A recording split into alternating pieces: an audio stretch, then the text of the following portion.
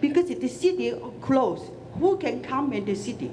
It's unclear right now as to how this entire event will be staged. It's not a protest zone. It's a designated speech area where you're being provided, and those that wish to participate, you have the right to rally, to parade, and demonstrate anywhere in this country, and you have that right.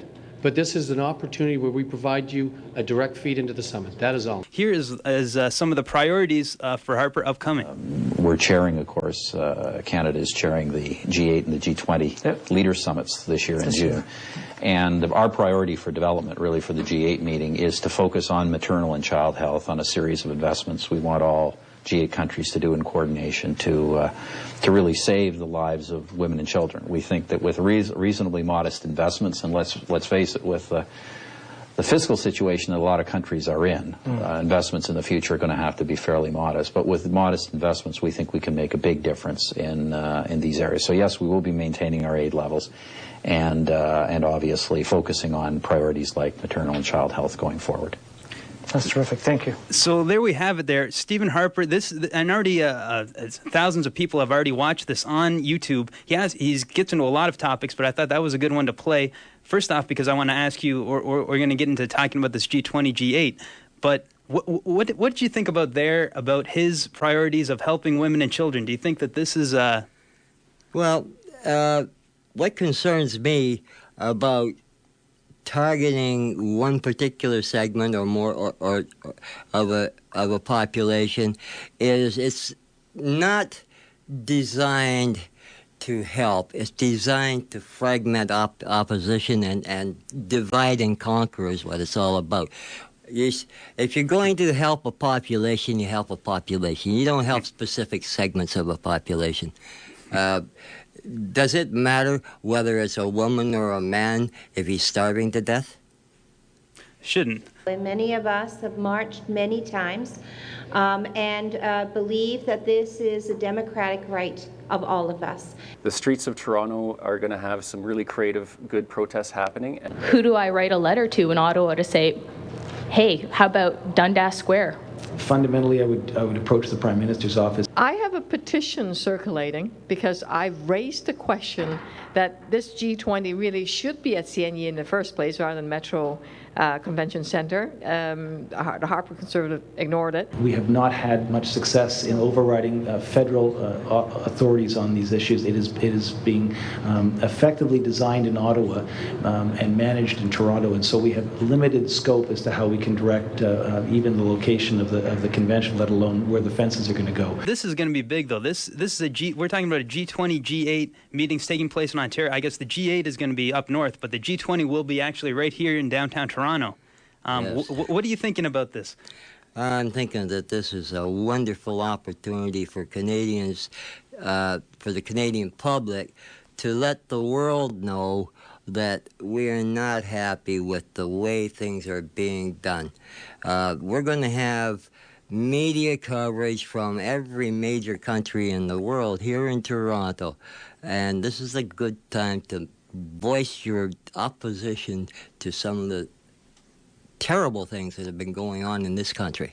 Say the police get a little overzealous and there's tear gas used on protesters. I worry that will antagonize residents. Any person in the city that's injured has the right, and we will do everything in our power to get them to medical assistance. Absolutely.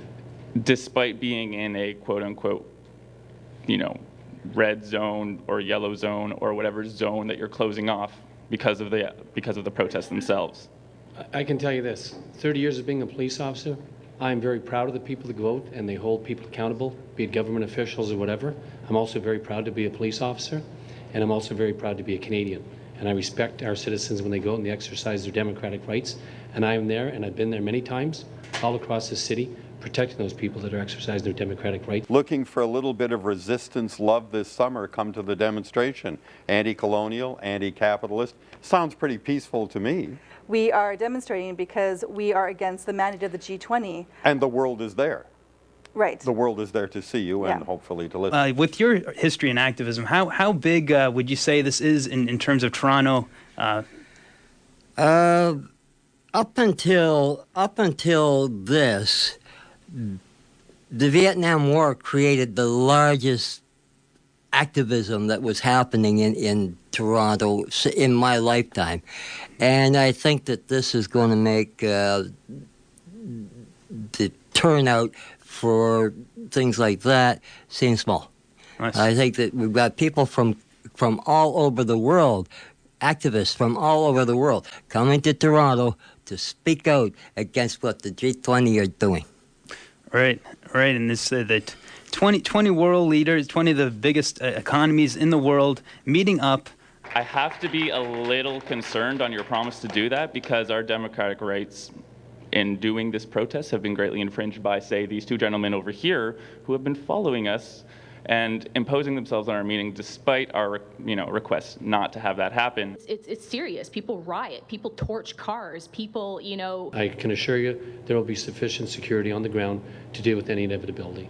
Now, the other thing I have a concern with is in terms of traffic. I do work up by Vic Park and Consumers. However, should I expect any delay on the highway? I cannot give you any assurances of what will transpire. That's why we have the Twitter site set up. And you can also listen, like I said, 680 News and all of your other media outlets. That'll be your best format to stay abreast of what's going on. There isn't going to be too many positive things. This was instilled on us by the feds. They continue to do this. Now it's no longer just the entertainment district. They're working very hard to make sure that when the global economy is debated, the local economy and local neighborhoods are not damaged. And the New World Order is coming to town for Toronto at the end of June for the G20 summit. Yeah. And I was wondering, with your experience in Vancouver in the Winter Olympics, do you have any recommendations for people here in Toronto about what will happen to the city, I guess, when these major events? Well, if I were going to protest the G20 or the G8, I would zero in on something specific. Outbursts of anger where you're coming with black flags and screaming for the cameras, even though that's a gratuitous, fun thing, is really counterproductive. I'm hoping the people who protest the G20 will protest the worldwide prohibition that we have, because that's something young people can really relate to. All these governments that are attending the G20 have prohibition policies in effect that jail people in their country, and that's what I think our people should emphasize if they're going to go out and protest, is prohibition is in all these 20 countries. It soaks up billions of dollars in valuable funds. It's completely counterproductive. The more we enforce the drug war, the more crime and violence we have.